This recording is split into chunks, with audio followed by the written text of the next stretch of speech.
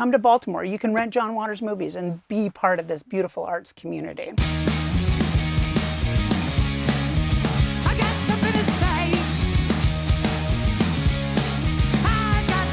Hi, my name is Rahne Alexander, and I am an artist and writer here in Baltimore. And I love it here at Beyond Video. I was actually part of the original collective that started assembling Beyond Video from the ashes of Video Americana back in the day. So it's wonderful to be here and wonderful to show off what I love about this store. Let's start with one of my recent favorites. This lovely film, I Saw the TV Glow, which has quickly become kind of a standard of trans cinema after a long time of not really having trans cinema to speak of. Certainly not cinema that is being made by trans people, for trans people, and about trans people. Just go in blind and see what you think. I did bring a list with me, and so there's quite a few I really want to talk about, especially other films that are dealing with trans people. So we're up here in the director's room, and after working at a video store for a very long time that had a director's room, I still have like this spatial awareness of how DVDs and VHS should be organized. So I often run through my mind thinking about where is this? Where do I remember seeing this before? And so we're going to start my favorite section, the A's, starting with Chantal Akerman, who has a lot of really, really fantastic films. My personal favorite is this feature, News from Home, which is kind of a documentary. Another standard of old queer cinema is Robert Aldrich's The Killing of Sister George. This is about an older lesbian who is being shoved out of her soap opera role that made her famous because she's been outed. 60s, not so much of a great time to be queer. And this one, oh, this is foundational for me. Back to the trans cinema. Come Back to the Five and Dime, Jimmy Dean, Jimmy Dean. This was a stage play that Robert Altman filmed. And this one is just such a wonderful cast. And this is the story of a whole bunch of women who are welcoming home a old friend who has transitioned in the ensuing years. And so them dealing with welcoming this friend back. Portrait of Jason by Shirley Clarke. Shirley Clarke has her own section here in the store as well, which is fantastic. This is another wonderful documentary, and it's just this person, Jason, monologuing the entire time. And he's got a lot of stories. He's got a lot to say. And Shirley Clarke just lets her camera run in that verite way. I think it's an absolutely necessary film to see, to understand what it was like to be Black and be gay in the 50s and the 60s coming up. Barry Jenkins, I just love his work. And, you've seen Moonlight, you've seen all these other amazing films that he's done. But his first feature, Medicine for Melancholy, is like in keeping with those before sunset, before sunrise kinds of couples dialogue kinds of films, working out their differences. And this is amazing. Wyatt Cenac is in it. I personally haven't seen this in many years, but I think of it fondly and often. And you really get to see where Barry was going. It really sets the tone for his later works. We also have a whole great Todd Haynes section. And if I'm telling you about Todd Haynes for the first time, you need to watch all of these films, frankly.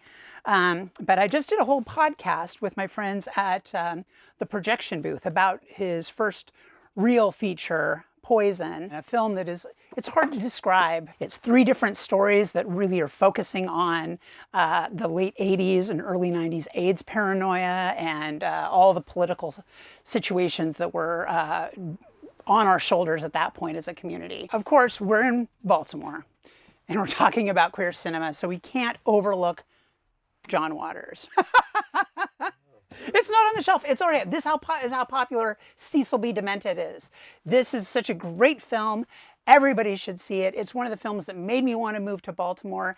And the thing you got to know about Cecil B. Demented, if you're trying to move to Baltimore, is you can actually become friends with members of the bands that are on the soundtrack. The films of Zach Clark, who's still here, still working with us. And this one in particular, Little Sister, is just a really beautiful, it's a dark comedy. It's about kind of a religious search for a young woman who's kind of disaffected with her disaffectedness and decides she might need to become a nun, and so works through that through that lens. The Bad Batch, which is the second film by Lily Amanpour, one of my favorite desert apocalypse films, you know, up there with like Tank Girl and, you know, the later Mad Max films. You know, if you like them dark, please enjoy The Bad Batch. We're in the LGBTQ section, and I'm gonna throw things on the floor first, because this is one of the things you have to do when you come to the video store. You just have to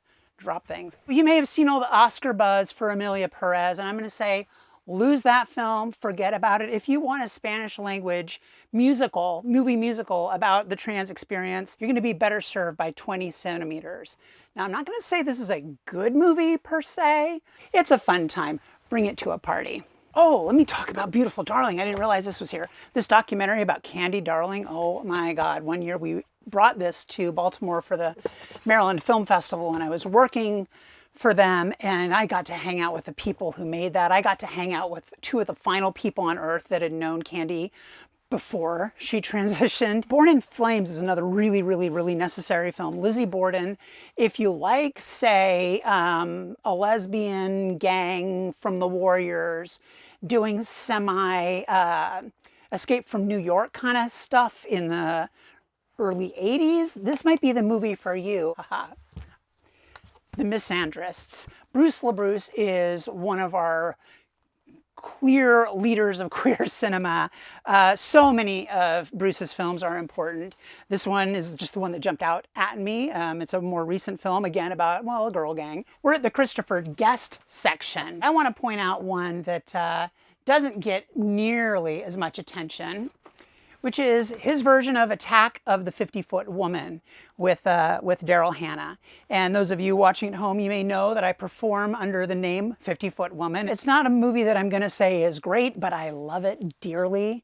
And what else is cinema about than those films that maybe are a little bit flawed, but you love them? And of course, who doesn't want a 50-foot tall Daryl Hannah? One of the things I love about video stores in general is that, you know, they can buy those big box sets that you're just like, I can't lay out that much cash.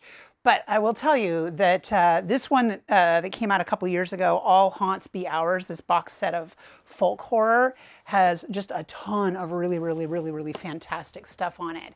And not to brag a little bit, but yeah, I'm gonna brag a little bit. I'm on this one for the film Witch Hammer, which is this amazing Czech film. Yeah, I was on the Projection Booth podcast talking about that film, and our podcast episode got included on this DVD commentary, which is really, really, really cool. I feel very honored to have had that opportunity. So you can rent that too if you just come in here and pick that up. So I've just renewed my membership for a year, and when you do that, you get yourself a free tote, which is really fantastic. And then you can come in, take out your videos, and bring them back and have a wonderful symbiotic relationship with Beyond Video. So in addition to that, I'm picking up one of my favorite local film zines, The Servant. We still have zines here, which is really great. And these are the films I'm deciding to take home. I'll Take You There, the Adrienne Shelley that I told you about. You know, I just need to see that again. Mona Lisa and the Blood Moon I'm taking, which is a film by Lily Amanpour that I have not yet seen. I'm very excited to see that one. And then an old favorite, Wild Combination, the documentary about Arthur Russell. Big popular favorite back in the day, and I think I'm going to be in tears by the end of this documentary, even though I've seen it a million times. Those are my selections. Enjoy Beyond Video.